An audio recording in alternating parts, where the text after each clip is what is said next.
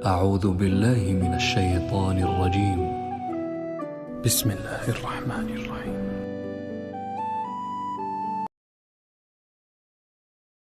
وہ شخص جس نے 950 سال ایک قوم میں گزارے اور دعوت توحید کا کام کیا، اس کے باوجود گنتی کے 78 یا 80 کے قریب لوگ ان پہ ایمان لے کر آئے۔ گریجولی زمین نے بھی پانی اگلنا شروع کر دیا اور آسمان سے بھی بارش برسنا شروع کی۔ دونوں طرف سے وہ عذاب کی جکڑ میں آئے، حتیٰ کہ ان کا اپنا سگا بیٹا بھی اس کی زد میں آیا۔ نوح علیہ السلام نے اس کو بڑی دعوت دی، لیکن اس نے کہا میں تو پہاڑوں پہ چڑھ جاؤں گا تو بچ جاؤں گا۔ تو نوح علیہ السلام نے کہا کہ بھئی آج تو پہاڑ بھی کوئی پناہ نہیں دے سکتے جب تک کہ اللہ کسی کو پناہ نہ دے، جس کی ڈومیننٹ مثال آپ کو سیدنا یوسف علیہ السلام کی ملتی ہے کہ وہ نبی تھے، رسول نہیں تھے۔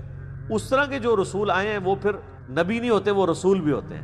جس طرح کہ حضرت موسیٰ علیہ السلام، ان کو اللہ تعالیٰ نے مبعوث کیا تو پھر بنی اسرائیل کو آزاد کروایا فرعون سے۔ سورہ نوح جو ہے یہ قرآن حکیم میں اس اعتبار سے ایک منفرد صورت ہے کہ یہ ایک پیغمبر کے نام کے اوپر ہے، اور یہ پوری کی پوری صورت سینٹرڈ اراؤنڈ ایک شخصیت کے ہے، سیدنا نوح علی نبینا وعلیہ الصلوۃ والسلام۔ سورہ نوح کے اندر آپ کو ایک پیغمبر کا درد نظر آئے گا، وہ شخص جس نے 950 سال ایک قوم میں گزارے اور دعوت توحید کا کام کیا، اس کے باوجود گنتی کے 78 یا 80 کے قریب لوگ ان پہ ایمان لے کر آئے۔ اور جب اتنی لمبی دعوت و تبلیغ کا کام کوئی شخص کر چکا ہو تو وہ جسٹیفائی ہے کہ وہ اینڈ پہ پھر اللہ تعالیٰ سے عذاب مانگے کہ اے اللہ، جو تیرا وعدہ ہے کہ تو اپنے پیغمبروں اور ان کے ماننے والوں کو بچائے گا، ان کے مخالفین کو تباہ و برباد کرے گا، تو اب وہ وقت آ گیا ہے کہ میں نے ان کو ہر اعتبار سے دعوت و تبلیغ کا کام کر کے سچائی ان پہ واضح کر دی ہے، اس کے باوجود ان لوگوں نے سچائی قبول نہیں کی، لہٰذا انہیں تباہ و برباد کر دیا جائے۔ سورہ ہود کے اندر بھی سیدنا نوح علیہ السلام کی قوم کی جو برے اعمال ہیں، پھر ان کے اگینسٹ اس قوم کی تباہی کا ذکر آتا ہے۔ وہ تفصیلات تو اس صورت کے اندر موجود نہیں ہیں، جس میں نوح علیہ السلام الٹیمیٹلی دعوت و تبلیغ کرنے کے بعد ان کو ایک الٹیمیٹم دے دیتے ہیں کہ اب تم پر اللہ کا عذاب آ جائے گا، اور اللہ کے حضور دعا بھی کر دیتے ہیں، جو دعا اس صورت میں بھی انشاءاللہ آ جائے گی۔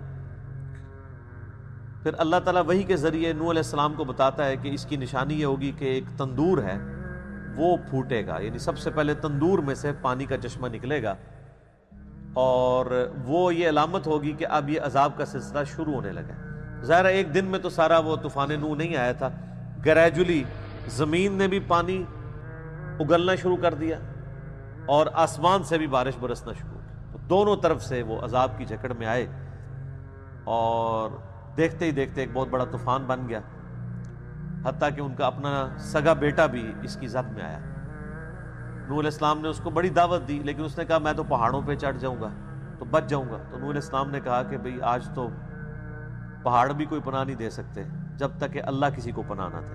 پہاڑ بھی ڈوب گئے اور وہ بھی تباہ و برباد کر دیا گیا۔ اس کے اوپر ایک ہالی ووڈ نے فلم بھی بنائی ہے نوحہ کے نام سے۔ اس میں انہوں نے یعنی کچھ چلیں اس میں کوئی ایسے سین بھی ہیں جو غیر اخلاقی ہیں، ادروائز اوورآل انہوں نے یقین کریں کہ جو طوفان نوح فلمایا ہے نا، اور نوح علیہ السلام کی کشتی بنانے کا واقعہ اور جس طریقے سے سیلاب آتا ہے، وہ لگتا ہے اس زمانے میں انہوں نے پہنچا دیا۔ چونکہ نوح علیہ السلام ایک ڈومیننٹ پرسنالٹی ہیں اس حوالے سے کہ جتنے بھی آسمانی مذاہب ہیں، چاہے وہ جیوز ہوں، کرسچنز ہوں، مسلمان ہوں، سب کے سب ان کو ایک ریسپیکٹیبل پرسنالٹی کے طور پہ مانتے ہیں۔ تورات کے اندر بھی ان کا ذکر موجود ہے، قرآن کے اندر بھی ذکر موجود ہے، اور باقی کی ساری نسل انسانی پھر نوح علیہ السلام سے ہی آگے چلی ہے۔ اعوذ باللہ من الشیطان الرجیم، بسم اللہ الرحمن الرحیم۔ انا ارسلنا نوحا الی قومہ، بے شک ہم نے بھیجا نوح علیہ السلام کو ان کی قوم کی طرف، ان انذر قومک من قبل، کہ وہ اپنی قوم کو ڈر سنائیں اس سے پہلے کہ ان یأتیہم عذاب علیم، کہ ان پر وہ نازل ہونے والا دردناک عذاب آ جائے۔ جب بھی کوئی رسول مبعوث ہوتا ہے اس کا اینڈ رزلٹ پھر یہی ہوتا ہے کہ رسولوں کے ماننے والوں کو اللہ تعالیٰ بچا لیتا ہے، ان کے مخالفین کو تباہ و برباد کرتا ہے۔ تو ایک بڑا عذاب تو قیامت کے دن آنا ہے کہ جن لوگوں نے دنیا میں شرک کی زندگی گزاری اللہ تعالیٰ ان سے بدلہ لے گا اور ان کو واصل جہنم کرے گا۔ اللہم اجرنا من النار۔ تو اس سے پہلے اللہ تعالیٰ نے ایک حجت تمام کرنے کے لیے، جو سورہ نساء میں بھی ذکر موجود ہے، کہ اللہ تعالیٰ نے رسولوں کو، انبیاء کو ڈر سنانے والا اور خوشخبری دینے والا بنا کے بھیجا تاکہ قیامت والے دن کوئی شخص اللہ تعالیٰ کے خلاف حجت نہ قائم کر سکے کہ یا اللہ میرے پاس تو کوئی پیغمبر آیا نہیں تھا کہ میں اس کی دعوت قبول کرتا رسولوں کے آ جانے کے بعد۔ تو اسی کی کنٹینیوشن کے طور پہ اللہ تعالیٰ فرما رہا ہے کہ اس قوم میں بھی ہم نے ایک رسول بھیجا تھا جو ان کو ڈر سنائے کہ تم پر بڑے دن کا عذاب آنے والا ہے۔ قال یا قوم انی لکم نذیر مبین، وہ کہنے لگے دعوت حق دیتے ہوئے کہ اے میری قوم، بے شک میں کھلا ڈر سنانے والا ہوں تمہاری طرف، ان اعبدوا اللہ، کہ عبادت کرو اللہ کی، واتقوا، اور اس سے ڈرو، واطیعون، اور میری پیروی اختیار کرو۔ یہ سارے نبیوں کی بنیادی دعوت یہی ہے۔ وَلَقَدْ بَعَثْنَا فِي كُلِّ أُمَّةٍ رَسُولًا أَنِ اعْبُدُوا اللَّهَ وَاجْتَنِبُوا الطَّاغُوتَ، ہر امت میں کوئی نہ کوئی رسول ہم نے مبعوث کیا اسی بنیادی دعوت کے ساتھ کہ اللہ کی عبادت کرو اور اللہ کے مخالف جو طاغوت ہیں ان کی نفی کرو۔ اللہ کو ماننا کافی نہیں ہے، عبادت بھی اللہ کی کرنی ہے، اور عبادت ہے ٹوٹل اوبیڈینس کا نام۔ اللہ کو تو سارے مان رہے ہیں، کسی نہ کسی فارم میں ایک کریٹر کو تو سب مانتے ہیں سوائے چند ایک فنیٹکس کے۔ جتنے لوگ ہیں وہ یعنی چاہے وہ سائنٹسٹ ہوں، سپریم بینگ کہہ کے، سپر نیچرل اتھارٹی کہہ کے مان لیں، کوئی بھگوان کہہ کے مان لے، کوئی گاڈ کہہ کے، کوئی خدا کہہ کے، کوئی اللہ کہہ کے، اللہ کو تو سب مان رہے ہیں۔ اللہ کی بھی ماننی ہے، وہ ہے اللہ کی عبادت، ٹوٹل اوبیڈینس، کلی اس کے تابع فرمان ہو جانے کا نام یہ اس کی عبادت ہے، چاہے وہ اس کے اپنے حقوق سے ریلیٹڈ ہو، چاہے اس کے بندوں کے حقوق سے ریلیٹڈ ہو۔ تو اللہ تعالیٰ فرماتا ہے نوح علیہ السلام نے یہ دعوت دی کہ عبادت کرو اللہ کی اور اس کا تقوی اختیار کرو، اس سے ڈر جاؤ، وَأَطِيعُونَ، اور میری پیروی کرو۔ جو رسول ہوتا ہے نا جی، وہ اسی دعوت کے ساتھ اٹھایا جاتا ہے کہ میری پیروی کرو۔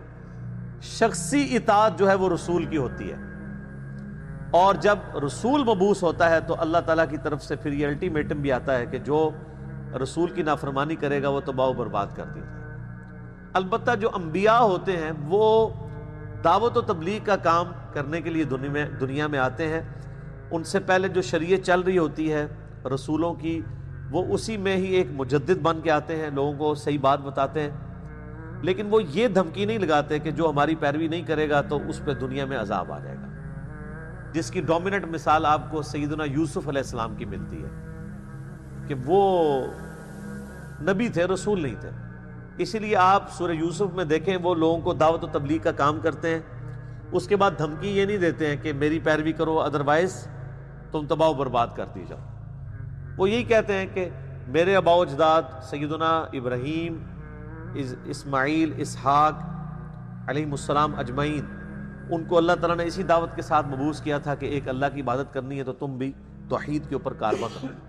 اسی لیے دیکھیں کہ وہ ایک دوسرے یعنی آپ سمجھ لیں مذہب سے تعلق رکھنے والا بادشاہ جو روایتوں میں آتا ہے بعد میں مسلمان ہو گیا، اس کے انڈر انہوں نے ایز اے وزیر بھی مصر کے اندر کام کیا، ورنہ تو سب سے پہلے اس کو دھمکی لگاتے ہیں کہ تو اپنی پوسٹ چھوڑ، میں ادھر آ کے بیٹھوں گا، میں خدا کا ریپرزینٹیٹو ہوں۔ اسی طریقے سے بنی اسرائیل میں بھی جو انبیاء آتے رہے ہیں، اوپر رومن امپائر کی حکومت رہی ہے لیکن وہ اپنے دعوت و تبلیغ کا کام کرتے رہے۔ حضرت زکریا علیہ السلام، حضرت یحییٰ علیہ السلام وہ ہیکل سلیمانی میں، ٹیمپل آف دا سلیمان میں بیٹھ کے یعنی دعوت و تبلیغ کا کام کرتے تھے، حکومت جو ہے وہ کافروں کے پاس تھی۔ تو وہ ایک سمجھ لیں منجی کی حیثیت سے نہیں آتے تھے کہ وہ ان کو کافروں سے نجات دلا کے ان کی حکومت اسٹیبلش کریں۔ اس طرح کے جو رسول آئے ہیں وہ پھر نبی نہیں ہوتے، وہ رسول بھی ہوتے ہیں، جس طرح کہ حضرت موسیٰ علیہ السلام، ان کو اللہ تعالیٰ نے مبعوث کیا تو پھر بنی اسرائیل کو آزاد کروایا فرعون سے۔ یغفر لکم من ذنوبکم، وہ بخش دے گا تمہارے گناہوں کو، گناہوں میں سے گناہوں کو، یعنی ٹوٹلی نہیں، یعنی ایک امید دلائی جا رہی ہے کہ اس کی طرف رجوع لاؤ گے، آہستہ آہستہ اللہ تعالیٰ تمہارے گناہوں سے درگزر فرما دے گا۔ وَيُؤَخِّرْكُمْ إِلَىٰ أَجَلٍ مُّسَمًّى، اور تمہیں وہ مہلت دے گا ایک مقررہ میعاد تک، یعنی جو دنیا میں زندگی اللہ نے دی ہے وہ اتنی مہلت تمہیں دے گا برتنے کے لیے۔ إِنَّ أَجَلَ اللَّهِ إِذَا جَاءَ، بے شک اللہ کی طرف سے جب موت کا وقت، اجل کا وقت مقرر آ جاتا ہے، لا یؤخر، تو وہ تاخیر میں نہیں پھر پڑتا۔ لو کنتم تعلمون، کاش تم اس حقیقت کو جان لیتے۔ یہ تو ان کی بنیادی دعوت پہلی 4 آیات کے اندر اللہ تعالیٰ نے بیان کر دی ہے۔ اب حضرت نوح علیہ السلام کا نوحہ شروع ہوتا ہے۔ یہ نوحہ لفظ کو برا نہیں ہے اگر اس کے اندر وہ ماتم والا معاملہ نہ کیا جائے۔ میں نے المعجم الکبیر طبرانی سے صحیح سند کے ساتھ روایت اپنے کربلا والے ریسرچ پیپر میں بھی ڈالی ہے کہ سیدہ ام سلمہ سلام اللہ علیہا، جو ہماری ماں ہیں، یعنی نبی علیہ السلام کی وہ بیوی ہیں جو سب سے آخر میں فوت ہوئی ہیں۔ المعجم الکبیر طبرانی میں صحیح سند کے ساتھ 2867 نمبر ہے روایت۔ ام سلمہ کہتی ہیں کہ میں نے خود جنات کو سیدنا حسین ابن علی پر نوحہ کرتے ہوئے سنا ہے، یعنی جب حسین ابن علی شہید ہو گئے تو انہوں نے جنات کے رونے کی آواز سنی۔ تو بہرحال جو اب اس قسم کا آج کل جو مروجہ نوحہ ہے، جس میں یعنی غلوف سے بھی کام لیا جاتا ہے اور اس میں شریعت کی حدود کو بھی پھلانگا جاتا ہے، وہ تو غلط ہے۔ اب نوح علیہ السلام کا جناب نوحہ شروع ہوتا ہے۔ قال رب انی دعوت قومی لیلا ونہارا، عرض کی نوح نے، اے میرے رب میں نے اپنی قوم کو بلایا، دعوت دی، دن کے وقت بھی اور رات کے وقت بھی۔ اب 950 سال کی مشقت ذرا ذہن میں رکھیں، 950 سال۔ فلم یزدہم دعائی الا فرارا، تو میں نے جو ان کو دعوت دی، اس سے ان کی سرکشی میں ہی، انکار میں ہی اضافہ ہوا۔ وَإِنِّي كُلَّمَا دَعَوْتُهُمْ لِتَغْفِرَ لَهُمْ جَعَلُوا أَصَابِعَهُمْ فِي آذَانِهِمْ، جب میں نے انہیں بلایا تیری طرف تاکہ تو ان کو بخش دے، تو انہوں نے ہر بار اپنے کانوں میں انگلیاں ٹھونس لی۔ ظاہری طور پہ بھی ٹھونستے تھے اور ویسے بھی، جس کو کہنا ہے بطورے بن جانا، بات کی طرف توجہ نہ دینا۔ وَاسْتَغْشَوْا ثِيَابَهُمْ، اور اپنے اوپر کپڑے لپیٹ لیے، جیسے کوئی شخص اپنے آپ کو کسی کپڑے کے اندر کر کے چھپا لیتا ہے، اس طریقے سے وہ مجھ سے، میری دعوت سے دور بھاگتے رہے۔ وَأَسَرُّوا وَاسْتَكْبَرُوا اسْتِكْبَارًا، اور وہ اڑ گئے اور پرلے درجے کے متکبرین میں شمار ہو گئے۔ یہ 2 الفاظ ہیں، ایک ہے اسرار سواد کے ساتھ، یہ آ گیا ادھر، اور ایک اسرار ہوتا ہے سین کے ساتھ۔ جو سواد کے ساتھ اسرار ہوتا ہے نا، وہ آپ اردو میں بھی استعمال کرتے ہیں کہ میں نے بڑا اصرار کیا ہے اس کو، کیا مطلب؟ بڑا زور لگایا ہے، ٹھیک ہے۔ تو اور ایک سین والا اصرار ہوتا ہے جو ڈاکٹر اسرار صاحب والا اصرار ہے، وہ یعنی خفیہ بات کو کہتے ہیں نا ہم سرن اور جہرن۔ زور اثر کی نماز سرن ہے اور مغرب عشاء اور فجر جہرن ہے، تو وہ کہتے ہیں خفیہ بات کو، وہ سین والا اصرار ہوتا ہے، اور جو سواد والا اصرار ہے وہ ہوتا ہے اصرار کرنا، بات میں زور ڈالنا۔ اب مزے کی بات ہے اس صورت میں یہ دونوں اصرار آ جائیں گے، ڈاکٹر اسرار صاحب والا اصرار بھی آئے گا اور عام اصرار والا اصرار بھی آئے گا۔ وہ تو آ گیا کہ میں نے ان کو یعنی وَأَسَرُّوا وَاسْتَكْبَرُوا اسْتِكْبَارًا، وہ پرلے درجے کے متکبرین بن گئے، یعنی اڑے رہے، اپنی اس بات کے اوپر قائم رہے، اصرار کرتے رہے کہ وہ اپنی اسی گمراہی میں رہیں گے۔ ثُمَّ إِنِّي دَعْوْتُهُمْ جِهَارًا، پھر اے اللہ میں نے ان کو اعلانیہ بھی بلند آواز سے بھی تیری طرف بلایا. ثم انی اعلنت لهم واسررت لهم اسرارا، پھر میں نے انہیں سر عام بھی سمجھایا اور چپکے سے بھی سچائی کی تلقین کی. یہ اسرار آ گیا یہاں پہ وہ سین والا، اعلانیہ بھی سمجھایا، چھپ کے بھی، یعنی ہر طریقے سے ان کو بات بتائی. فَقُلْتُ اسْتَغْفِرُوا رَبَّكُمْ إِنَّهُ كَانَ غَفَّارًا، اور میں نے ان کو یہ بھی کہا کہ اپنے رب سے معافی مانگ لو، یعنی ابھی وقت ہے، بے شک وہ بخشنے والا مہربان ہے. يُرْسِلِ السَّمَاءَ عَلَيْكُمْ مِدْرَارًا، اگر یعنی تم اس کی یعنی تابع فرمان مانتے ہو تو یرسل السماء علیکم مدرارا، وہ تم پر آسمان سے موسلا دھار بارش نازل فرمائے گا. اگلے زمانوں میں اس چیز کی تو بڑی امپورٹنس تھی نا، اب تو ہم عادی ہو چکے ہیں. یہ تو کبھی بارش نہ آ رہی ہو تو پھر پتہ چلتا ہے کہ بارش کی کیا اہمیت ہے. انسانیت کا سارا رزق جو ہے وہ ڈیپینڈنٹ ہی بارش کے اوپر ہے. بارش نہ ہو تو فصلیں نہیں اگ سکتی. تو نوح علیہ السلام کہہ رہے ہیں کہ میں نے ان کو کہا اللہ کی طرف رجوع لاؤ، وہ تم پر بارش نازل فرمائے گا، تمہیں یعنی کھیتی اور ہریالی تمہارے سامنے آئے گی، اللہ تعالیٰ تمہیں رزق سے نوازے گا. وَيُمْدِدْكُمْ بِأَمْوَالٍ وَبَنِينَ، اور تمہاری مدد فرمائے گا وہ مال کے ساتھ بھی. ظاہر ہے کہ مال میں اب یہ مویشی بھی آتے ہیں اور زراعت کا سارا سامان بھی. مویشی اگر آپ نے پالے ہوئے ہوں اور فصلیں نہ اگ رہی ہوں تو مویشیوں کو آگے کیسے پالیں گے؟ تو سارے کا سارا سرکل جو ہے وہ اللہ تعالیٰ چلا رہا ہوتا ہے بارش کے ذریعے. وہ تمہاری مدد کرے گا مال کے ذریعے، وبنین، اور بیٹوں کے ذریعے.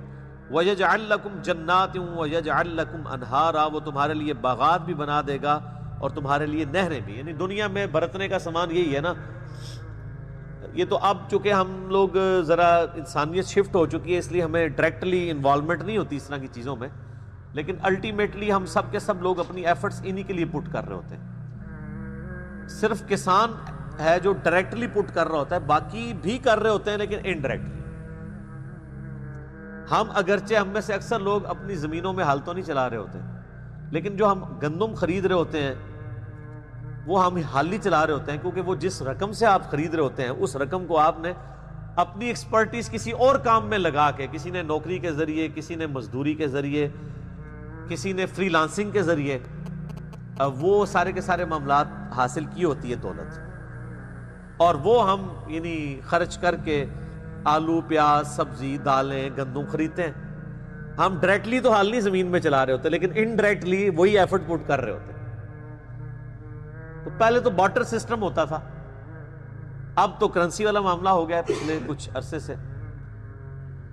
تو اس لیے یہ بعض اوقات ڈائریکٹلی ان چیزوں کو امیجن کرنا ذرا مشکل ہو جاتا ہے کہ انسان کی زندگی میں بارش کی، زمینوں کی، فصلوں کی، باغات کی، نہروں کی کیا امپورٹنس ہے. یہ تو ان سے پوچھیں جو ڈائریکٹلی اٹیچ ہیں. ویسے تو ہم بھی اٹیچ ہیں انڈائریکٹلی، لیکن چونکہ ہم تک وہ ایفیکٹ نہیں پہنچ رہا اس لیے پتہ نہیں چلتا. یہ تو گندم جو ہے وہ گندم اگر شارٹ ہو جائے مارکیٹ کے اندر تو جناب یہ سنیارے کیا بیٹھ کے سونے کی ڈلیاں کھائیں گے؟ یا جو لوگ کپڑے بیچ رہے ہیں تو وہ کپڑے کی ٹاکیاں کاٹ کاٹ کے کھانا شروع کر دیں گے، ہاتھ پاؤں پڑ دیں گے سب کو. پھر ان کو پتہ چلے گا یہ نہری نظام کیا ہے، یہ ڈیم کیوں ضروری ہے، بارش ٹائم پہ ہونا کیوں ضروری ہے. اگر نہیں ہوگی تو زمین نہیں اگائے گی، زمین نہیں اگائے گی تو ہم کہاں سے کھائیں گے. لیکن ڈائریکٹلی اس کے افیکٹو وہ کسان ہوتے ہیں جو اس پہ محنت کر رہے ہوتے ہیں. ہم اس وقت افیکٹو ہوتے ہیں جب وہاں پہ کوئی پرابلم آنا شروع ہو جائے. ادروائز یہ ساری کی ساری چیزیں آج بھی اسی طریقے سے ہیں. یعنی یہ نہیں ہوگا کہ انسان ترقی کر گیا تو اب انسان نے جو ہے مٹی کھانا شروع کر دی ہے یا انسان نے لوہا کھانا شروع کر دیا. آج سے 10,000 سال پہلے کا انسان بھی گندم کھاتا تھا، چاول کھاتا تھا، مچھلی کھاتا تھا. آج کا انسان بھی وہی کھاتا ہے. فاسٹ فوڈ میں بھی آپ جو کچھ کھا رہے ہوتے ہیں سب کچھ زمین کی اجناس ہی ہوتی ہیں نا، انہی کو مختلف ماڈرن فارمز کے اندر پیش کیا جاتا ہے. یعنی اگر آپ سموسا بھی کھا رہے ہیں تو ڈائریکٹلی تو آپ کو نہیں لگے گا کہ سموسا زمین میں سے اگا ہوا ہے، لیکن سموسا زمین میں سے ہی اگا ہوا ہے. سموسے کے اندر جو کچھ ڈل رہا ہے وہ سب کچھ زمین سے نکلا ہوا ہے. اس کے اندر اگر مرچ ڈل رہی ہے وہ زمین سے نکلی ہوئی ہے، اس میں آلو ڈال رہے ہیں وہ زمین سے نکلے ہوئے ہیں، اور اس کا جو باہر کا خول ہے بیسن کے ذریعے وہ زمین میں سے دال نکلی ہوئی ہے جس کو کوٹا گیا وہ بھی زمین سے آ رہا ہے. جس تیل کے اندر اس کو آپ بھون رہے ہیں وہ بھی الٹیمیٹلی زمین سے آیا ہوا، چاہے وہ بناسپتی ہو یا کنولا ہو یا کوئی بھی ہو، الٹیمیٹلی سورس جو ہے وہ انسان کا وہ زمین ہے۔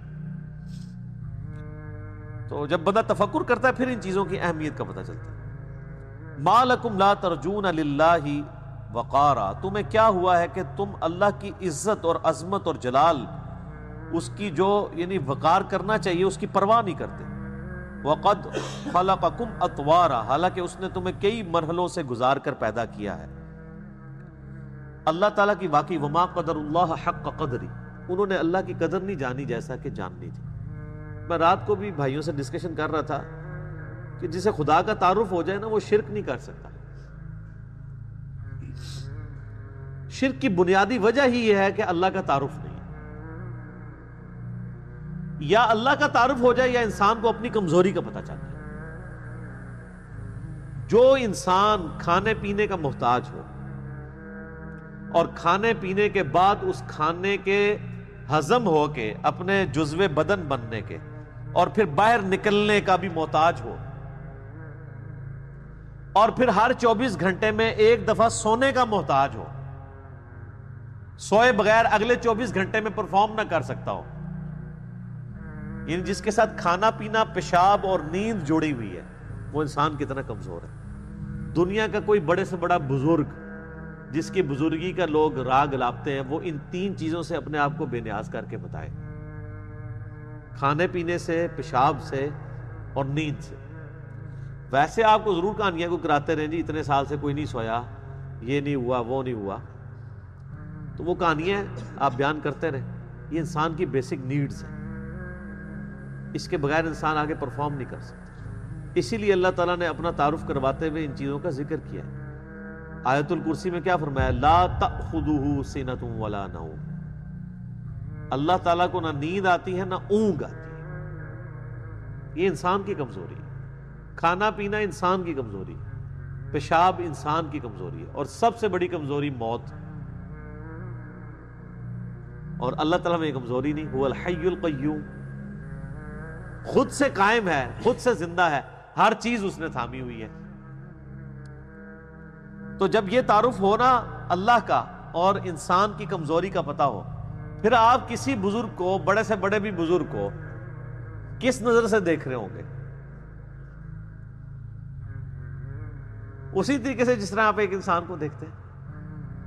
جس طرح عام انسان پیشاب نہیں روک سکتا وہ بھی نہیں روک سکتا، جس طرح عام انسان اپنے آپ کو نیند سے بے نیاز نہیں کر سکتا وہ بھی نہیں کر سکتا، جس طرح عام انسان کھانے پینے کا محتاج ہے وہ بھی کھانے پینے کا محتاج ہے، جس طرح عام بندہ بیماری اور پریشانی کے اندر دوائی کا محتاج ہے وہ بھی محتاج ہے۔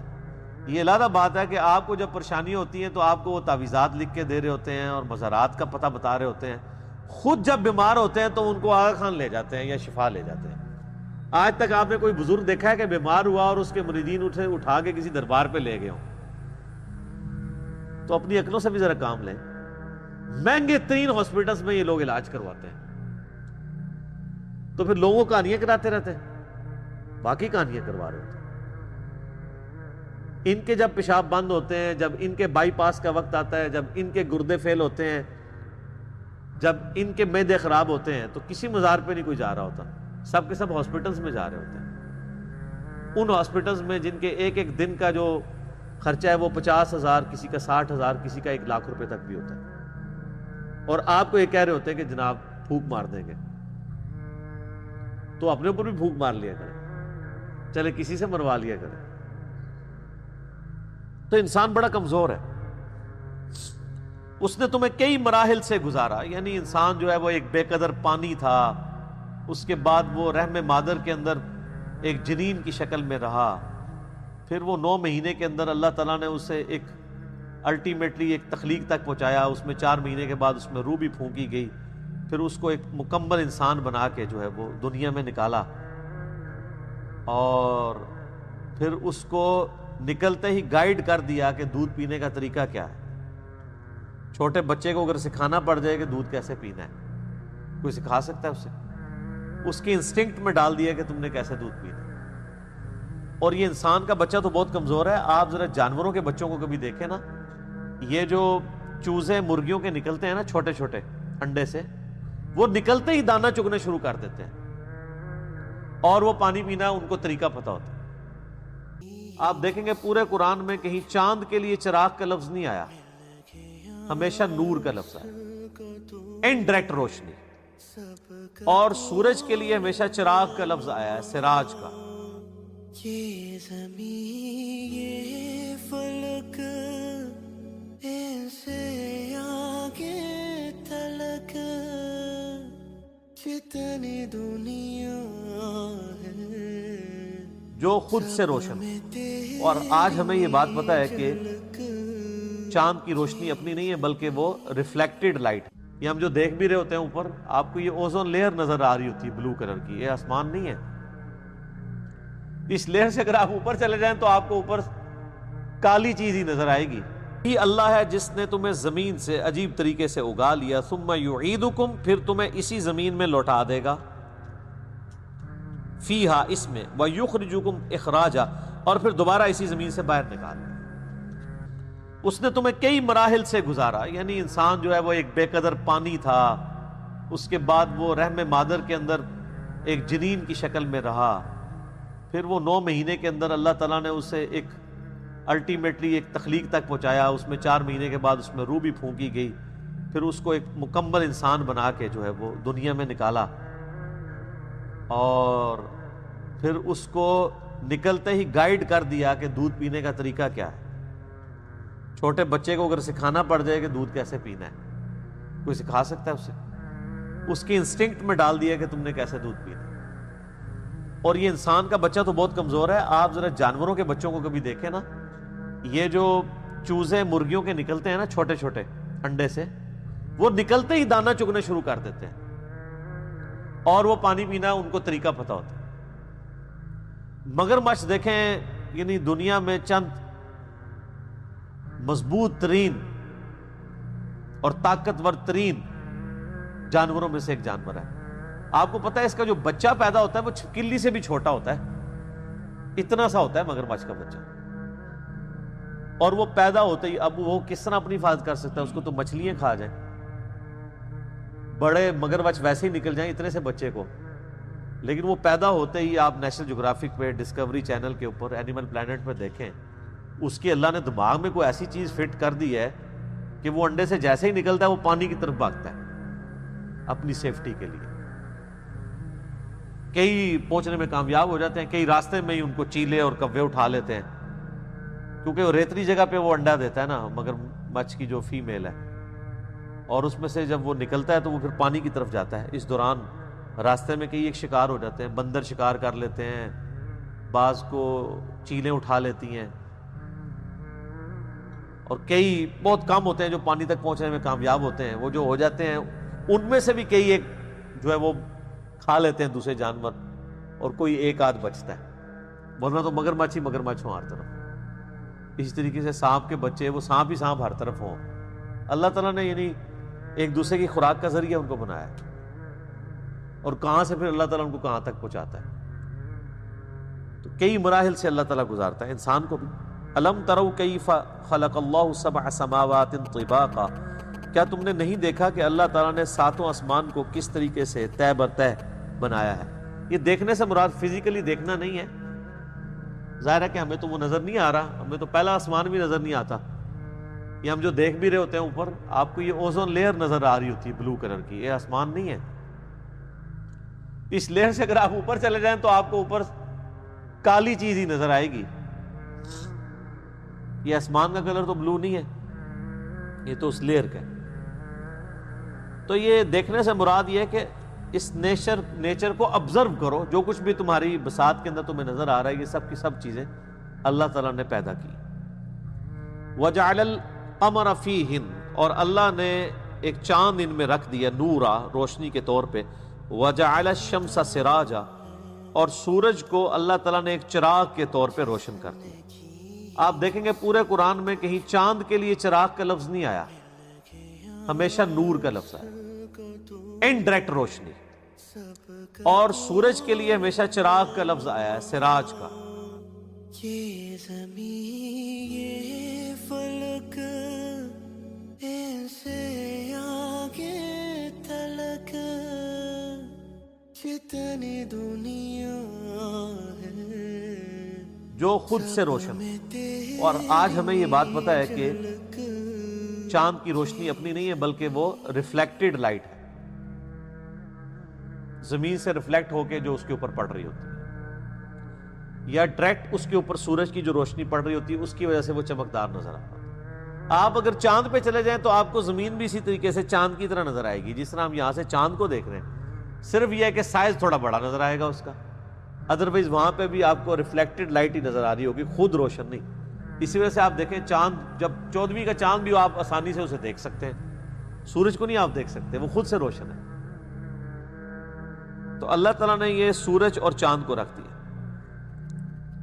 और ज़ाहिर इंसानियत का ताल्लुक तो इसी के साथ ही है। इंसानियत पूरी की पूरी इन्हीं के साथ, इन्हीं चीज़ों की फैक्ट्री है, सूरज और चांद की। बाकी जितने सियारे हैं या कायनात की जो तफसीलात हैं वो डायरेक्टली हमारे साथ रिलेटेड नहीं है, इसीलिए सिर्फ उन्हीं चीज़ों का जिक्र किया जाता है जिसको अवामुन नास ऑब्जर्व करती है। वल्लाहु अंबतकुम मिनल अर्दि नबाता, और अल्लाह ने तुम्हें ज़मीन से अजब तरह से उगाया। अल्लाह कह रहा है हमने तुम्हें ज़मीन से उगाया है, जिस तरह यानी बीज से दरख्त ज़मीन से निकलता है। क्यों? क्योंकि इंसान की क्रिएशन का जो मादा है वो जिस खुराक से तैयार हुआ है वो ज़मीन से आई है, और उसके बाद इंसान को जिंदा रहने के लिए जो कुछ चाहिए वो ज़मीन से आ रहा है।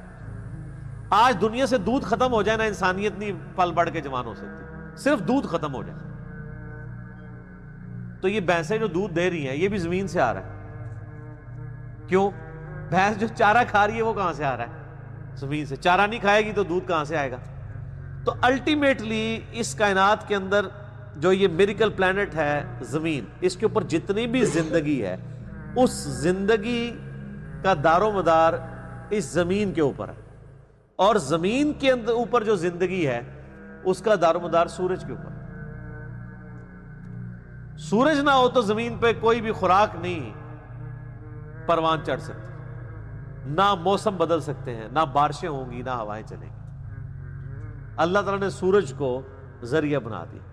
तो अगर इस वक्त सबसे बड़ा कोई मुश्किल कुशा है ना मखलूकात में से तो वो सूरज है। जिन बुजुर्गों को आप मुश्किल कुशा समझते हैं ना, उनका मुश्किल कुशा भी सूरज है, क्योंकि सूरज ना होता तो वो खा पी ना सकते, जिंदा ही ना रह सकते। लेकिन कभी हमें ये ख्याल आया कि हम सूरज को पुकारें मदद के लिए कि अल मदद या सूरज, मेरी मदद फरमाइए। हालांकि आप उसको ना भी कहे तब भी वो आपकी मदद कर रहा है, क्योंकि अल्लाह ताला ने उसे आपके काम में लगा दिया ना, आपकी खिदमत में लगा दिया अल्लाह ने।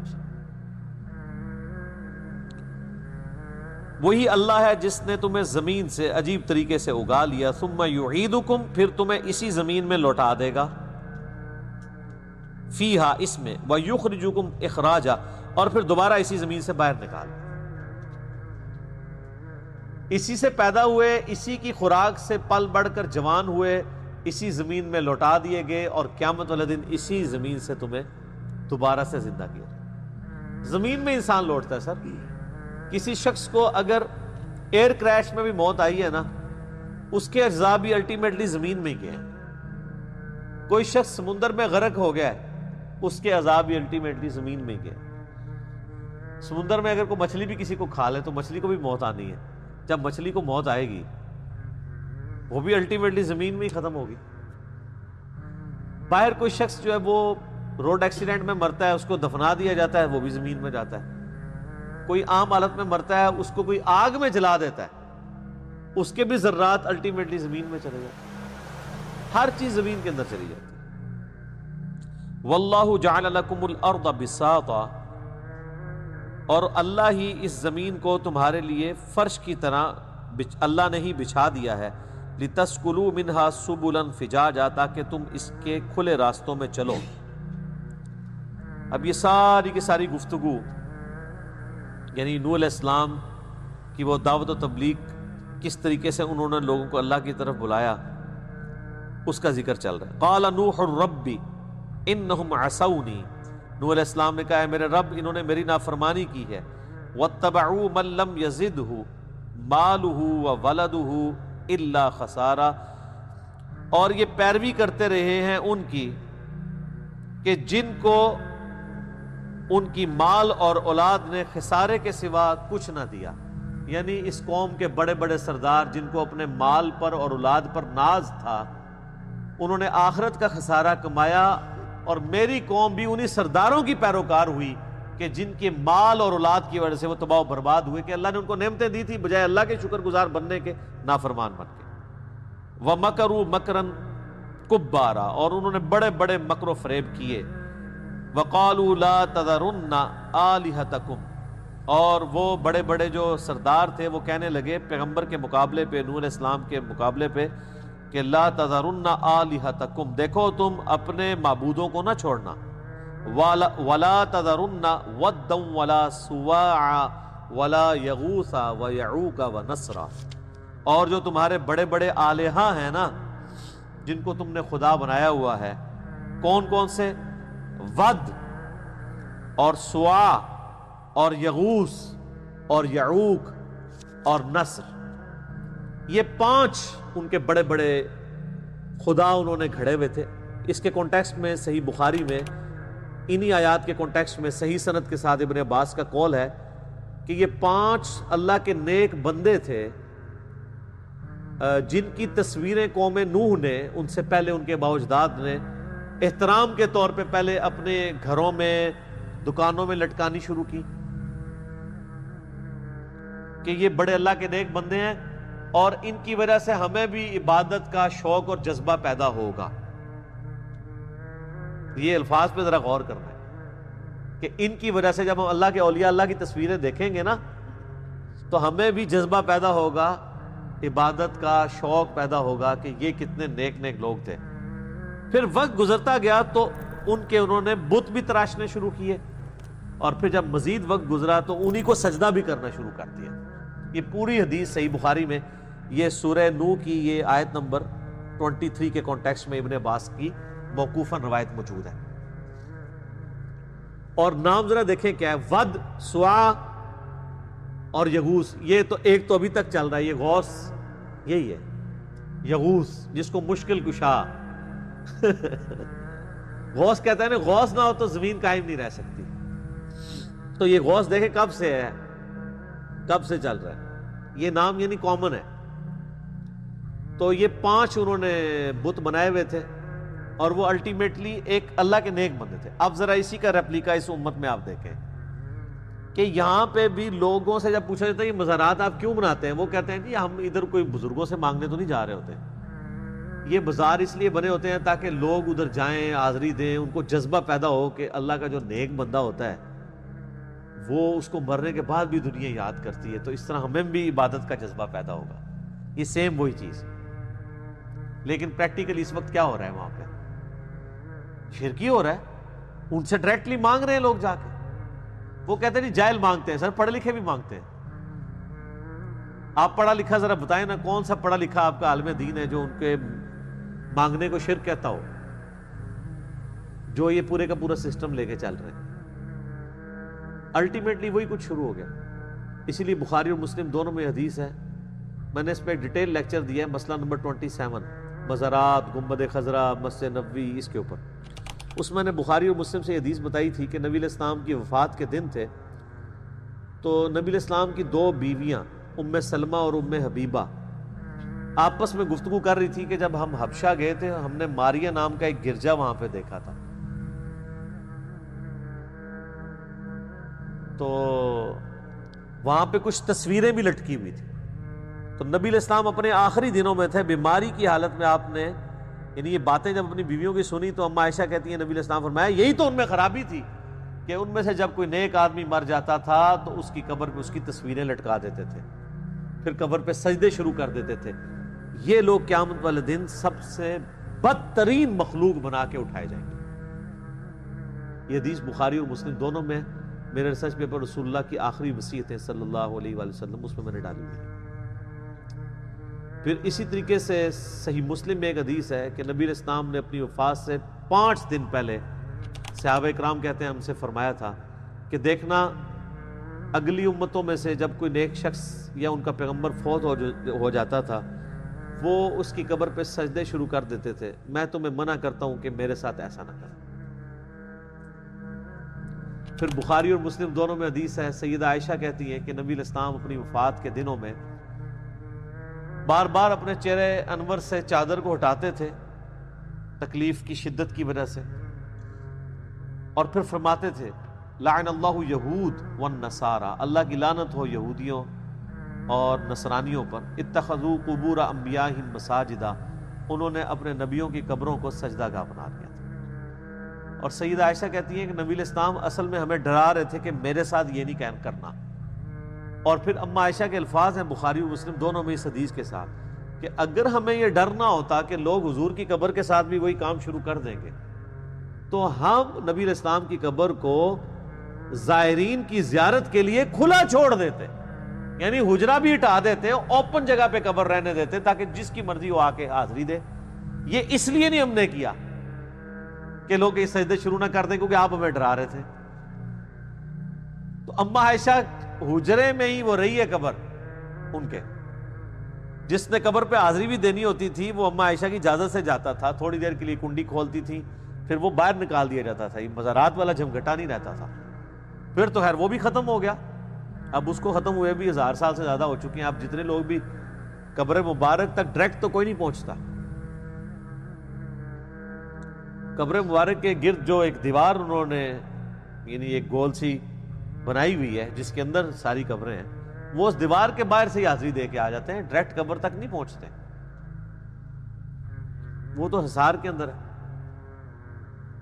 تو نبی علیہ السلام کی قبر مبارک کو اللہ تعالیٰ نے اس طرح کی چیزوں سے بچا کے رکھا. اور آپ کی دعا بھی ہے مسند احمد میں, اللہم لا تجعل قبری وثنا یعبد, اے اللہ میری قبر کو وہ بت نہ بننے دینا کہ لوگ اسے پوجنا شروع کر دیں. آپ حیران ہوں گے کہ نبی علیہ السلام نے اپنی قبر مبارک کے لیے بت کا لفظ استعمال کیا, کتنا سخت لفظ ہے. یہاں تو کہتے ہیں نا جی وہ نیت جب تک نہ ہو. مجھے بتائیں نبی علیہ السلام کو بت کس نے ماننا ہے, لیکن آپ کو خدشہ تھا کہ امت یہ کام نہ کرے. صحیح بخاری میں حدیث ہے, دیکھنا میری شان کو اس طرح بلند نہ کرنا جس طرح اگلے لوگوں نے عیسیٰ ابن مریم کے ماننے والوں نے انہوں نے اپنے نبی کی شان کو بلند کیا اور انہیں ڈیوینٹی میں کلیم کر دیا, خدا کا بیٹا کہنا شروع کر دیا. میں اللہ کا بندہ اور اس کا رسول ہوں, مجھے اللہ کا بندہ اور اس کا رسول ہی کہنا. تو نبی علیہ السلام تو امت کو ڈراتے رہے, اس کے باوجود دیکھ لیں کیا کچھ ہو رہا ہے. اتنا کوئی ڈرا کے گئے ہوئے ہیں لیکن بتایا ہے پہلے ہی, بخاری مسلم دونوں میں یہ حدیث موجود ہے کہ تم بھی اگلے لوگوں کی پیروی کرو گے, قدم با قدم بالشت بر بالشت, حتیٰ کہ اگلے لوگوں میں سے کوئی گوہ کے سوراخ میں داخل ہوا تو تم بھی وہی کام کرو. تو صحابہ کرام نے پوچھا یہ اگلے لوگوں سے مراد کیا یہود و نصارہ؟ آپ نے فرمایا اگر وہ نہیں تو اور کون لوگ مراد ہیں؟ تو یہود و نصارہ کی تمام خرابیاں اس امت میں بھی من و عن اسی طریقے سے آئیں گی. یہ نبی علیہ السلام کی پروفیسی ہے. بعض لوگوں نے اس میں پردہ ڈالنے کے لیے نا یہ کہنا شروع کیا انہیں جی نہیں یہ جو اس سے مراد یہود و نصارہ کا فیشن ہے. یہ نہیں ہے کہ یہودیوں والے اور نصرانیوں والے عقیدے آ جائیں گے, کیونکہ ان کے اپنے عقیدے یہودیوں نصرانیوں والے ہو چکے ہوئے تھے, اس لیے انہوں نے کہا کہ یار اس کی انجینئرنگ کرنے کی کوشش کریں. لیکن سر یہ حدیث کس موقع پہ ہے؟ وہ جامعہ ترمذی میں موجود ہے. غزوہ حنین کے موقع پر جو کفار عرب کے خلاف آخری جنگ ہوئی ہے نا, فتح مکہ کے بھی 4-5 مہینے کے بعد وہ غزوہ حنین ہوئی ہے قبیلہ حوازن کے خلاف. بس اس جنگ کے بعد پھر پورے عرب نے نبی علیہ السلام کو ایز اے پاور تسلیم کر لیا تھا. تو غزوہ حنین کے موقع پر نبی علیہ السلام جب اپنے صحابہ کے ساتھ جا رہے تھے تو راستے میں ایک درخت آیا جسے ذات انواد کہا جاتا تھا, جس پہ مشرکین جنگ میں فتح کے لیے برکت حاصل کرنے کے لیے اپنی تلوار تھوڑی دیر کے لیے لٹکاتے تھے یا ٹچ کرتے تھے پھر آگے چلے جاتے تھے. تو کچھ اصحاب نے عرض کی اے اللہ کے رسول صلی اللہ علیہ وآلہ وسلم آپ بھی ہمارے لیے کوئی ایک درخت مقرر کر دیں برکت کے لیے.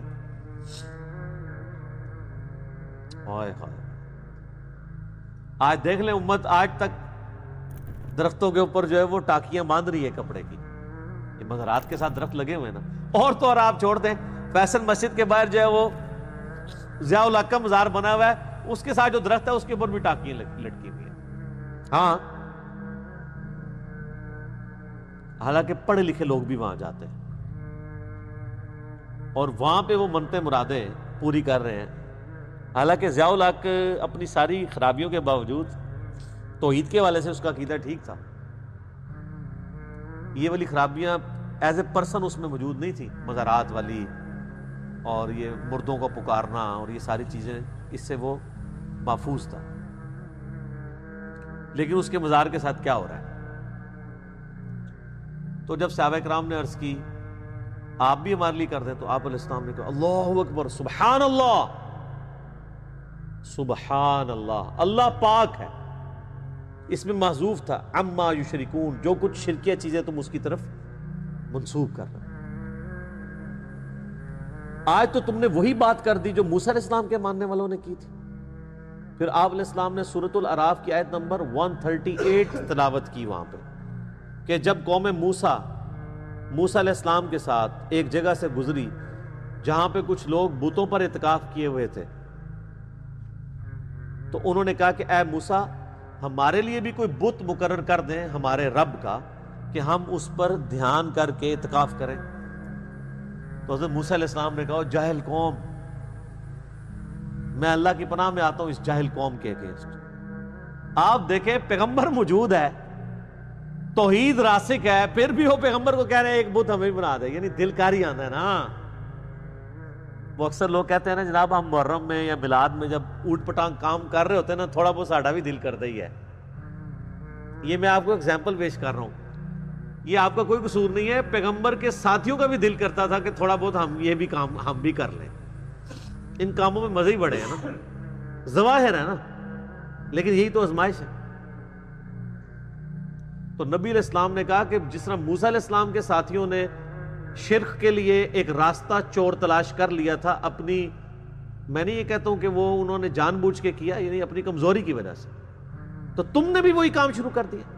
پھر آپ نے فرمایا کہ تم بھی اگلے لوگوں کی پیروی کرو گے قدم بقدم، بالشت بر بالشت، حتیٰ کہ اگلے لوگوں میں سے کوئی کوہ کے سوراخ میں داخل ہوا تم بھی وہی کام کرو گے. یہ جو حدیث بخاری مسلم میں آئی تھی، اس کا شان نزول کہہ لیں یا شان فرمان ہمیں ترمذی سے پتہ چل گیا کہ یہ اس موقع پہ آپ نے فرمایا تھا. تو وہ فیشن کی بات نہیں ہو رہی تھی، عقیدہ توحید کے خلاف جو ایک شرکی ایکٹیویٹی جو صحابہ کرام میں سے چند لوگوں نے نبی علیہ السلام سے ڈیمانڈ کی کہ ایک درخت مقرر کر دیں برکت کے لیے، اس کے موقع پہ آپ نے فرمایا تھا جس طرح موسیٰ علیہ السلام کے ساتھیوں نے اللہ کا بت بنانے کی ڈیمانڈ کی تھی موسیٰ علیہ السلام سے، تم نے مجھ سے درخت مانگ لیا ہے. حالانکہ انالوجی کو نہیں بنتی ہے ڈائریکٹلی، انہوں نے تو خدا کا بت مانگا تھا. تو کیا صحابہ کرام نے کوئی خدا کا ایکویلنٹ درخت مانگا تھا برکت کے لیے؟ تو اصل میں امام الموحدین صلی اللہ علیہ وآلہ وسلم نے امت کو یہ عقیدہ دیا ہے کہ توحید کا مسئلہ بڑا سینسٹیو ہے. جو چیز بھی شرک کی طرف لے جاتی ہے، چاہے ڈائریکٹلی لے کے جاتی ہو یا انڈائریکٹلی، وہ منع ہے. آپ کے علماء آپ کو بے شک کہانیاں کراتے رہے، نہیں وہ ایک ذاتی ہوتا ہے، قطعی ہوتا ہے، ایک مستقل بذات ہوتا ہے، ایک غیر مستقل بذات ہوتا ہے، ٹھیک ہے جی، ایک محدود ہوتا ہے، ایک لامحدود ہوتا ہے. اے بوجھ پاؤ ساری شیواں. نبی علیہ السلام نے صرف ایک درخت مقرر کرنے کو کہہ دیا کہ یہ بت مقرر کروا رہے ہو تم مجھ سے. کس کو کہا؟ صحابہ کرام کو. آپ نے اتنی احتیاط کی، اور اللہ کا شکر ہے کہ یہ فرامین اور قرآن پاک محفوظ ہے، تبھی پوری امت گمراہ نہیں ہوئی. ادروائز یہ امت بھی اسی ٹریک کے اوپر 100% چل پڑتی جس طرح اگلے لوگ تھے. یہاں پہ بھی گمراہیاں آئی ہیں، لیکن ایسا نہیں ہوا کہ پوری کی پوری قوم نے شرک کرنا شروع کر دیا ہو، پوری امت ہی شرک میں مبتلا ہو گئی. اللہ تعالیٰ نے ابھی بھی دنیا میں لاکھوں لوگ ایسے ہیں جو توحید کے معاملے میں اتنے سینسٹیو ہیں کہ ان میں وہی توحید پائی جاتی ہے جو نبی علیہ السلام کی موجودگی میں آپ کے تربیت یافتہ صحابہ کرام میں جو قرآن کی توحید نبی علیہ السلام نے کوٹ کوٹ کے بھری تھی نا، وہی ان کے اندر آج بھی پائی جاتی ہے اور بالکل کمپرومائز کرنے کے لیے تیار نہیں ہوتے. تو بات کہاں سے کہاں نکل گئی کہ یہ قوم نوح کے بھی نیک بندے تھے جن کی شروع میں تصویریں لٹکائی گئیں، اور اس لیے کہ جی جناب یہ بڑی برکت ہوگی، ان کو دیکھ دیکھ کے ہمیں بڑا جذبہ پیدا ہوگا کہتے ہیں اولیاء کی زیارت کے لیے جایا کریں، ان کے مزارات کی زیارت کے لیے بڑا جذبہ پیدا ہوگا۔ کیا جذبہ پیدا ہوگا؟ اب تو نہ آپ کی وہاں پہ، یعنی پہلے تو عزتیں محفوظ نہیں تھیں، اب تو آپ کی جانیں بھی محفوظ کوئی نہیں ہے۔ دیکھ لیں آپ پچھلے دنوں جو لاہور میں ہوا ہے، تو اب تو لوگوں کی جانیں بھی محفوظ نہیں رہی ہیں۔ پہلے تو یہ آئے دن خبریں ملتی تھی کہ فلاں مزار سے جو ہے وہ کسی کی بیوی اغوا ہو گئی ہے، کسی کی بچی اغوا ہو گئی ہے، وہ حاضری دینے کے لیے گئی ہے لیکن وہاں سے اغوا ہو گئی۔ نہ حکومت بچا سکی، نہ روحانی حکومت بچا سکی، نہ جسمانی حکومت بچا سکی۔ جسمانی حکومت کون سی؟ یعنی ہمارے جو پولیس والے، رینجرز اور سیکیورٹی گارڈز وغیرہ بیچارے۔ اور روحانی حکومت وہ کہتے ہیں جی وہ پنجاب جڑا فلانی گدی دے والے ہے، پنڈی فلانی گدی دے والے ہے، کراچی فلانی گدی دے والے ہے، اور روحانی حکومتیں بھی کوئی نہیں بچا سکتی ہیں۔ اسلامی جمہوریہ پاکستان، اس وطن میں ایک تو ہے ملکی حکمران جو بدلتے رہتے ہیں، مگر اس ملک کے روحانی تاجدار، اصل بادشاہ میرے داتا صاحب رحمت اللہ تعالی علیہ کی بات یہ ہے کہ داتا صاحب کا پاکستان، حضرت خواجہ غریب نواز کا پاکستان آج اس حال پہ کھڑا ہے۔ کبھی یہ IMF سے مانگنے جا رہا ہے، کبھی یہ کسی سے مانگنے جا رہا ہے۔ وہ IMF سے جو مانگنے جاتے ہو تو کبھی یہاں کے بھی عرض کر دو گنج بخش فیض عالم مظہر بھائی کیا کہنے ہیں، خدا تمہیں ہدایت دے، تمہاری عقل پہ پتھر پڑ گئے۔ آپ سے تو یہ کہہ رہے ہیں جناب کہ جی IMF سے کیوں قرضے مانگ رہے ہو، اور خود تمہارے سارے بزرگ مرے ہوئے اور زندہ چندے عوام غریب سے مانگتے ہیں، اس وقت نہیں شرم آتی؟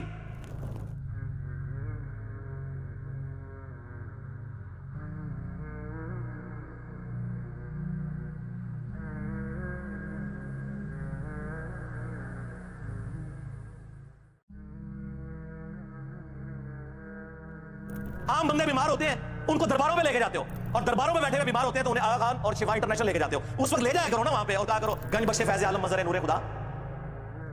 اور لوگوں کی نہ عزتیں محفوظ ہیں اور نہ پہ وہاں پہ لوگوں کی جان اور مال محفوظ ہے۔ میرے خیال ہے اب بھی اگر کسی کو سمجھ نہ آئے تو اس کو اپنی عقل کا علاج کروانا چاہیے۔ اچھا وہ آپ کو پتہ ہے نا، کچھ سال پہلے وہ 11 ستمبر کے دن کعبہ شریف میں کرین گری تھی اور کچھ وہاں پہ حاجی جو ہیں وہ یا عمرہ کرنے والے زائرین وہ شہید ہو گئے تھے۔ تو وہ مزارات پہ بم پھٹنے والی جو پارٹی ہے نا، وہ بڑی خوش ہوئی تھی اس دن، ہاں بہت خوش ہوئی تھی، لیکن وہ اپنی خوشی کا ڈائریکٹ اظہار تو نہیں کر سکتے نا۔ کلپ ان کے آئے، ان کی پھر فیس بک پہ پوسٹیں آئیں کہ ہاں جی جو ہمیں کہتے تھے کہ یہ جو بزرگان دین ہیں یہ قبروں کی حفاظت نہیں کرتے ہیں، تو تمہارے خدا نے کدھر کعبے کی حفاظت کر لی ہے۔ ہاں یہ باقاعدہ علماء کے ویڈیو کلپس موجود ہیں۔ اچھا اس سے ایک بات تو پتہ چل گئی کہ انہوں نے مان لیا کہ خدا ہمارا ہے اور بابے ان کے ہیں۔ سر مہربانی، میں یہ پوچھتا ہوں کہ آپ 2-4 سال پیچھے چلے جائیں، مسجد الحرام کے اندر ہی طواف کر رہے تھے، سارے کے سارے مسلمان تھے، اللہ کی عبادت کر رہے تھے، کرین اوپر سے آئی گر گئی، کئی مسلمان اس کے اندر شہید ہوئے، ساری دنیا نے دیکھا۔ وہاں پر اللہ کہاں چلا گیا تھا؟ جب جیسے یہ کہتا ہے نا کہ داتا صاحب اپنے مزار پر بم بلاسٹ کرنے والے کو نہیں پکڑ سکے، داتا صاحب کدھر چلے گئے تھے؟ تو میں اس سے یہ سوال کرتا ہوں کہ اس وقت اللہ کہاں تھا جب کرین گری، اتنے مسلمان شہید ہو گئے؟ ہم پہلے ہی کہتے ہیں وہ خدا آپ کا نہیں ہے، ویسے پیدا کرنے میں تو آپ کا کریٹر ہے، وہ تو ہندو سکھ عیسائی سب کا ہی خدا ہے، وہ ان معنوں میں تو سب کا خدا ہے، وہ شیطان کا بھی رب ہے، لیکن آن کرنے کے اعتبار سے آپ اس کو اس طریقے سے آن کرنے کے لیے تیار نہیں جس طرح ہم آن کرتے ہیں۔ تو لوگ اکثر پوچھتے رہتے ہیں جی اس کا کوئی جواب دیں، جواب دیں۔ جواب کیا دینا میرے بھائی؟ اللہ تعالیٰ کا تو کہیں دعویٰ ہی نہیں ہے کہ کوئی بسم اللہ پڑھ کے ساکٹ میں 2 انگلیاں دے دے تو اسے کرنٹ نہیں لگے گی۔ اللہ کا کہیں یہ دعویٰ ہی نہیں ہے کہ خانہ کعبے کی میں حفاظت کروں گا۔ کس آیت اور حدیث میں لکھا ہے کہ کعبے کی حفاظت کی جائے گی؟ ایک ابرا کے لشکر سے حفاظت ہوئی، وہ تاریخ انسانی میں ایک ہی واقعہ ہے، نہ اس سے پہلے ہوا ہے نہ اس کے بعد، اور وہ اس لیے کہ اس سال کو اللہ نے یادگار بنانا تھا، اس سال نبی علیہ السلام کی پیدائش ہونی تھی، تو ایک غیر معمولی معجزہ کیا گیا۔ اس کے بعد کیا یزید کے دور کے اندر خانہ کعبے کے اوپر چڑھائی نہیں ہوئی ہے، جس میں کعبے کی دیوار بھی جل گئی؟ صحیح مسلم میں آتا ہے غلاف کعبہ جل گیا۔ اس کے بعد عبد الملک بن مروان کے دور میں حجاج بن یوسف نے چڑھائی کی، پھر دوبارہ اس نے چڑھائی جب کی، پہلے مروان کے دور میں کی، پھر عبد الملک بن مروان کے دور میں، جس میں عبداللہ ابن زبیر کو شہید کر دیا گیا. ان کی لاش جو ہے وہ کتنے دن کے لیے ٹانگ دی گئی کعبے کے دروازے کے اوپر. وہ میرا آپ یوٹیوب پہ کلپ دیکھ لینا، حجاج ابن یوسف کے اوپر. آپ یوٹیوب پہ حجاج ابن یوسف میرا نام لکھیں تو کلپ سامنے آ جائے گا. پوری ڈیٹیل میں نے صحیح مسلم شریف سے بتائی ہے.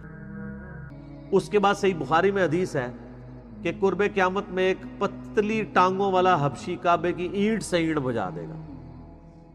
تو نبی علیہ السلام تو خود خبر دے رہے ہیں کہ کعبے کے ساتھ یہ ہوگا. کہیں قرآن و حدیث میں نہیں آیا کہ اللہ تعالیٰ حفاظت کرے گا. ایک چیز آئی ہے کہ دجال کعبے میں اور مدینے میں داخل نہیں ہوگا، وہ جو بڑا دجال آئے گا، یہ کہا گیا. باقی مکے مدینے کے اندر لوگوں کی جیبیں کٹتی ہیں،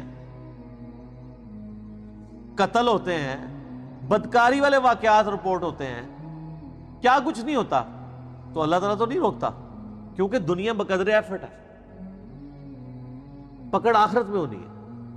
لیکن آپ کا بزرگوں کے بارے میں دعویٰ ہے کہ جی بزرگ تو ایک نگاہ مار کے یہ کر دیتے ہیں.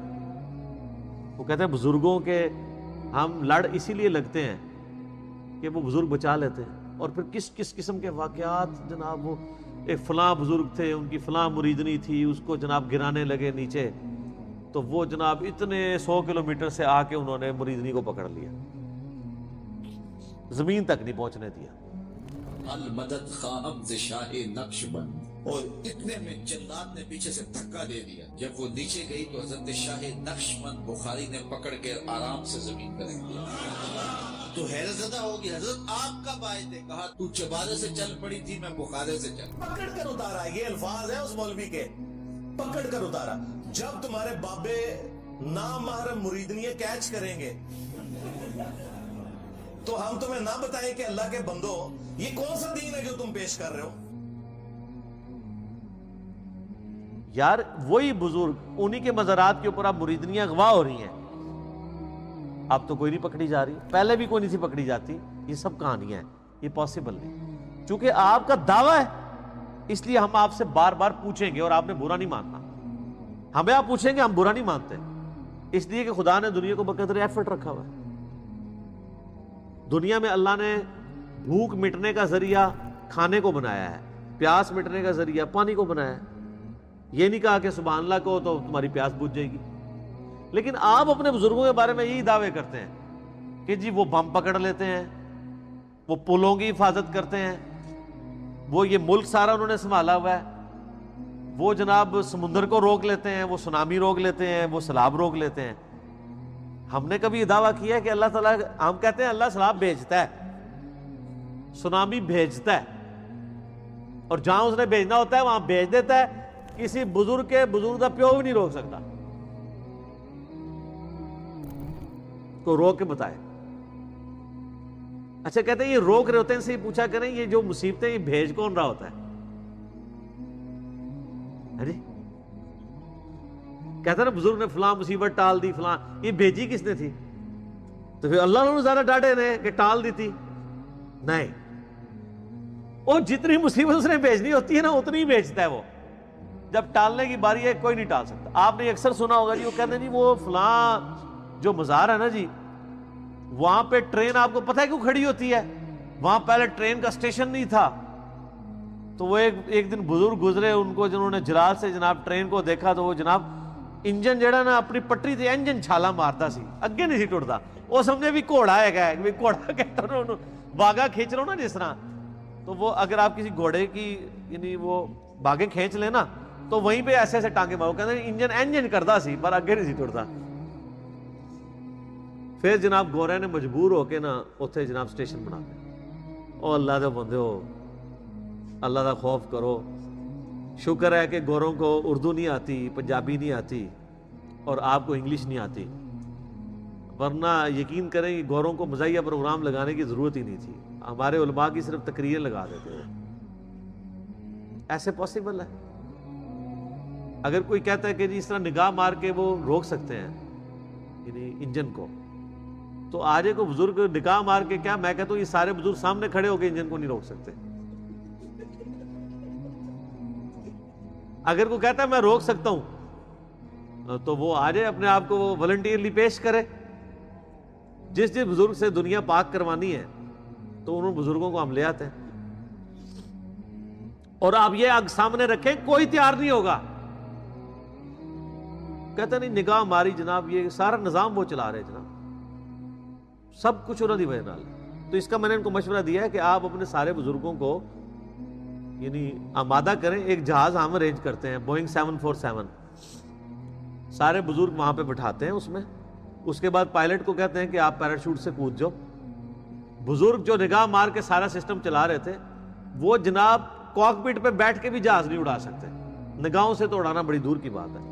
ویسے آپ مجھے بتائیں اگر وہ پائلٹ چھلانگ لگا دے کوئی بزرگ وہ جہاز چلا سکتا ہے؟ اگر اس کو سیٹ پہ بھی بٹھا دیا جائے تو آپ دیکھ لیں کہ کیسے کیسے ہم نے بزرگوں کے بارے میں نظریات بنائے ہوئے ہیں کہ جی نظام چلا رہے ہیں, یہ کر رہے ہیں, وہ کر رہے ہیں.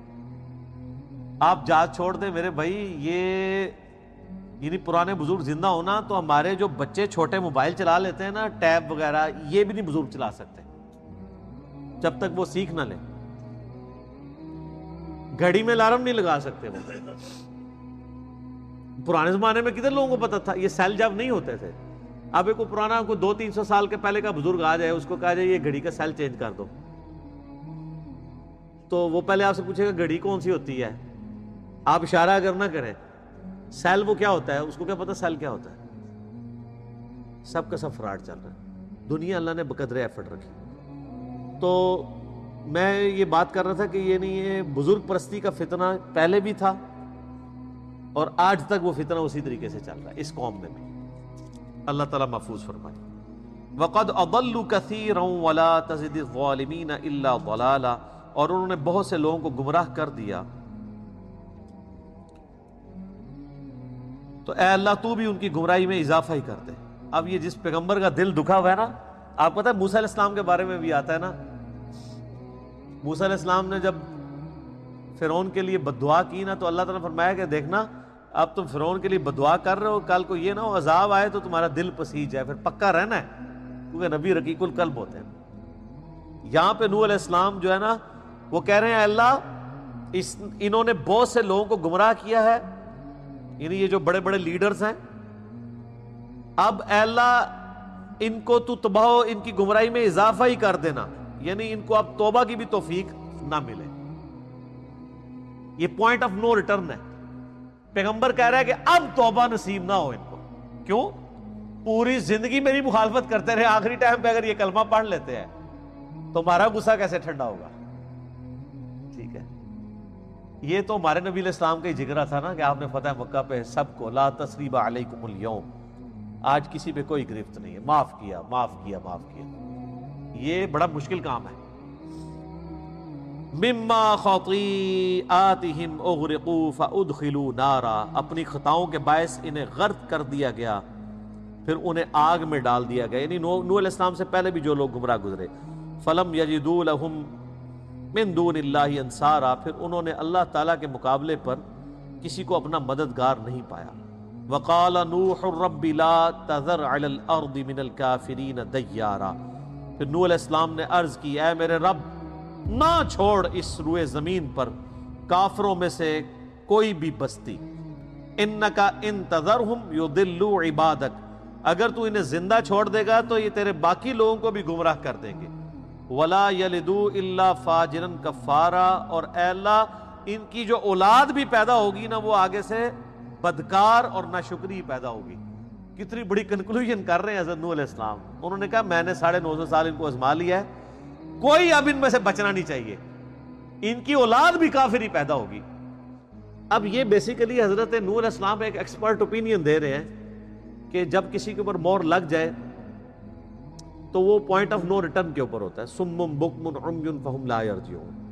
لیکن ہمارے لوگوں نے نا جناب اس سے علم غیب ثابت کیا. انہوں نے کہا دیکھیں نوح علیہ السلام کو کتنا علم غیب تھا کہ انہوں نے دعا کرتے ہوئے کہا کہ اے اللہ یہ جو کافر تو نے زندہ چھوڑ دیے نا, نہ ان کو ہدایت ملے گی نہ ان کی اولادوں میں. انہوں نے کہا کہ ان کی جتنی بھی اولاد قیامت تک آنے والی تھی نا ان کے بارے میں نوح علیہ السلام کو علم غیب تھا کہ وہ ہدایت نہیں پکڑیں گے.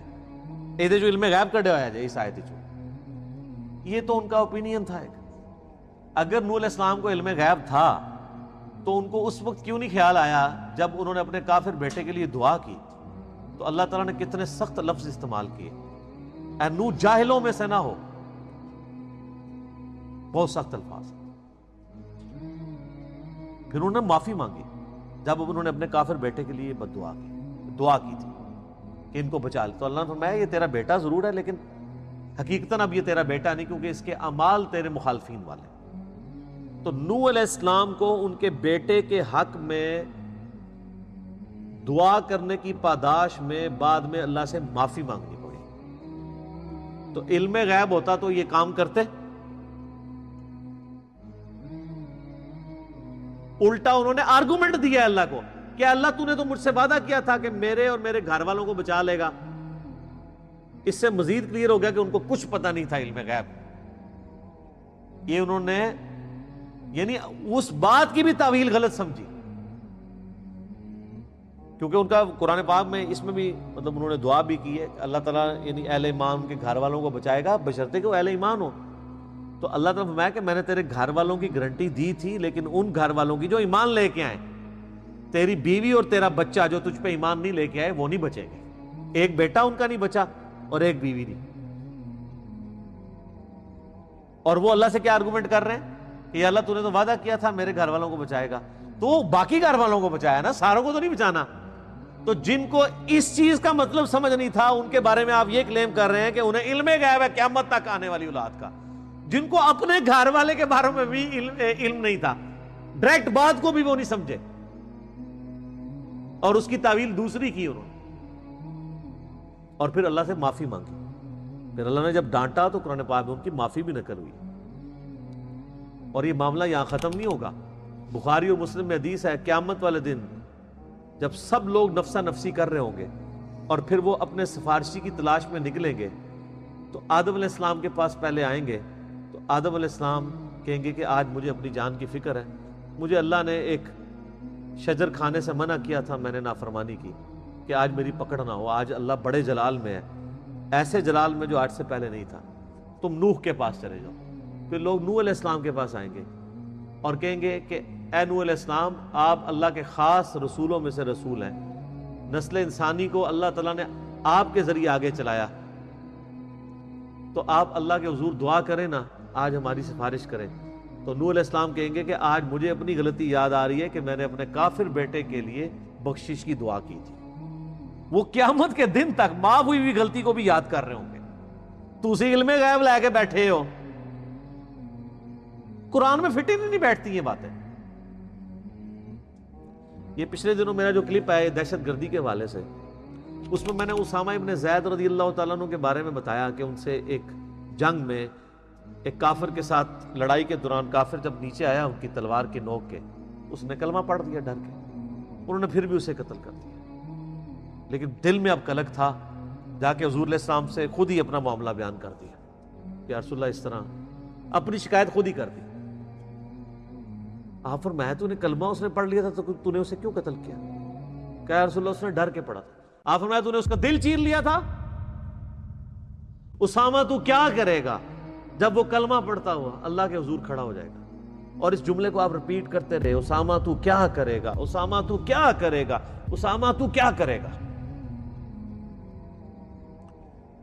تو آج اس حدیث کے اس پورشن کے اوپر بھی ذرا غور کریں کہ اسامہ بن زید کو نبی علیہ السلام فرما رہے ہیں تو نے اس کا دل چیر کے دیکھ لیا تھا کہ اس نے ڈر کے کلمہ پڑھا یا حقیقتاً پڑھا ہے. تو ان کو کہنا چاہیے تھا یا رسول اللہ آپ کے تو امت کے ادنا ادنا غوث اور کتب ابدال علم غیب جانتے ہیں، تو میں تو اولیاء اللہ کا سردار ہوں، میں تو صحابی ہوں، تو میں نے واقعی یا رسول اللہ دل چیر لیا تھا. نا یہ بھی تو مطلب نکلتا ہے. اور اس سے یہ بھی عقیدہ پتہ چل گیا کہ نبی علیہ السلام میں کوئی کسی کا دل چیر کے نہیں دیکھ سکتا اس کے اندر کیا ہے. علم غیب کوئی نہیں جانتا. یہ آپ کو تو کہانیاں کراتے ہیں نا، یہ شان ہے خدمت گاروں کی، سرکار کا عالم کیا ہوگا کہتے ہیں نا. اور خدمت گار کون ہوتے ہیں؟ وہ ان کے اپنے بابے. جب ہم کہتے ہیں یار صحابہ کی بھی کوئی کرامات، وہ کہتے ہیں نہیں صحابہ کرام تھے، ایک وڈا تو وڈا غوث بھی ہوئے نا جی، وہ صحابی کی جوتیوں کی خاک کے برابر نہیں ہو سکتا. تو جو تواڈے غوث جن کی جوتیوں کی خاک کے برابر نہیں ہیں، ان کو جب نبی اسلام کہہ رہے ہیں تو نے دل چیر لیا تھا تو بیچارے خاموش ہو گئے ہیں۔ آپ کے غوث تو دل بھی بانٹ لیتے ہیں۔ سب کہانی ہے سر، قرآن و حدیث آپ کہیں سے بھی پڑھیں نا، ان کے عقیدے کی گمراہی آپ کے اوپر واضح ہو جائے گی، فٹ ہی نہیں بیٹھتی چیزیں۔ تو یہاں پہ انہوں نے اپنا ایک اوپینین دیا کہ یا اللہ یہ پوائنٹ آف نو ریٹرن پہ تیری طرف سے مول نہ چکی، ان کی اولاد بھی نہ شکری ہوگی۔ رب اغفر لی ولوالدی ولمن دخل بیتی مؤمنا وللمؤمنین والمؤمنات، اے میرے رب بخش دے مجھے بھی، میرے والدین کو بھی، اور میرے گھر والوں میں سے بھی جو ایمان کے ساتھ میرے ساتھ داخل ہوئے، اور مومنین میں سے بھی اور مومنات میں سے بھی، مومن مرد عورتوں میں سے بھی۔ ان کو پھر نوح علیہ السلام کو حکم آیا، اللہ تعالیٰ نے حکم دیا، سورہ ہود میں ڈیٹیل آتی ہے کہ تم ان کو اپنی کشتی میں سوار کرو۔ پھر اللہ تعالیٰ کے حکم سے وہ چلتی رہی، پھر دعا بھی انہوں نے کی، بسم اللہ مجریہا و مرساہا ان ربی لغفور رحیم ولا تزد الظالمین الا تبارا، اور کفار کی کسی چیز میں اضافہ نہ کر بجز ان کی ہلاکت اور بربادی کے۔ اہل ایمان کے لیے دعا انہوں نے کی کہ ان کو بچا لے، اور اے اللہ کافروں کے لیے اب صرف تباہی آنی چاہیے، توبہ والا معاملہ نہیں ہونا چاہیے۔ ظاہر ہے 950 سال تکلیف کاٹی تھی، انہوں نے کہا یہ نہ ہو کہ آخری وقت میں یہ کلمہ پڑھ لیں تے دوویں جہانی مٹھے باؤ۔ انہوں نے کہا نہ یا اللہ اور نہ کلمہ پڑھن، جتنی ہمیں تکلیفیں ان سے پہنچی ہیں نا، اب ان کو کلمہ نہیں پڑھنا چاہیے اللہ، اب اہل ایمان کو بچا لے اور اب ان کے لیے بربادی طے کر۔ اچھا یہ کتنی دعا انشور کی ہے نوح علیہ السلام نے، آخری درجے میں انشور کی ہے۔ ایک تو سمپل دعا تھی، اللہ تو بچا لے اہل ایمان کو، یہ بھی کافی تھی۔ انہوں نے کہا اہل ایمان کو بچا لے، اور جو مخالفین ہیں ان کو ہدایت بھی نہ ملے، اور ان کی صرف تباہی میں اضافہ ہو۔ یہ نہ ہو کہ اب یہ کلمہ پڑھ لیں، ہم اتنے 100 سال سے ان کے ہاتھوں تکلیفیں کاٹ رہے ہیں، ان کو بھی ہمیں اپنا بھائی بنانا پڑ جائے نہ۔ اور لیکن یہ پوائنٹ آف نو ریٹرن ظاہر ہے پیچھے 950 سال کی ایک تبلیغ ہے، یہ نہیں ہے کہ پہلے دن ہی بدوائیں دینا شروع کر دی ہیں جس طرح ہمارے یہاں پہ لوگ دینا شروع کر دیتے ہیں، یعنی پوری حجت تمام کی ہے انہوں نے، اس کے بعد یہ بد دعا دی۔ بخاری و مسلم میں حدیث ہے اللہ تعالیٰ نے ہر نبی کو ایک مقبول دعا دی تھی جو اس نے اس دنیا میں ہی کر لی، اور وہ پوری ہو گئی، اور اسی دعا کے تحت نوح علیہ السلام کی قوم بھی تباہ و برباد ہوئی۔ نوح علیہ السلام کو بھی اللہ نے ایک دعا دی تھی، وہ انہوں نے کر لی کہ میری قوم کو برباد کر دے، اور میں نے اپنی دعا اپنی امت کے لیے سنبھال کے رکھی ہے۔ قیامت والے دن میں اپنی اس دعا سے اپنی امت کے لیے شفاعت کروں گا، اور میرے ہر امتی کو میری شفاعت کا نفع پہنچے گا، سوائے اس شخص کے جس نے دنیا میں اللہ کے ساتھ کسی قسم کا شرک کیا ہوا۔ مشرک کے لیے میری شفاعت ہوئی۔ Shirk is the most sensitive issue in the sight of Allah. شرک کی ڈیٹیلز کے لیے مسئلہ نمبر 3 اور مسئلہ نمبر 43 میرا دیکھ لیں۔ اللہ تعالیٰ سے دعا ہے جو حق بات میں نے کہی اللہ تعالیٰ ہمارے دلوں میں راسخ فرمائے۔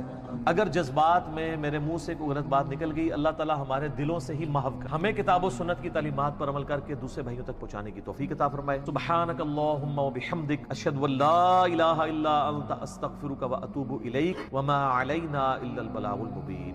جزاکم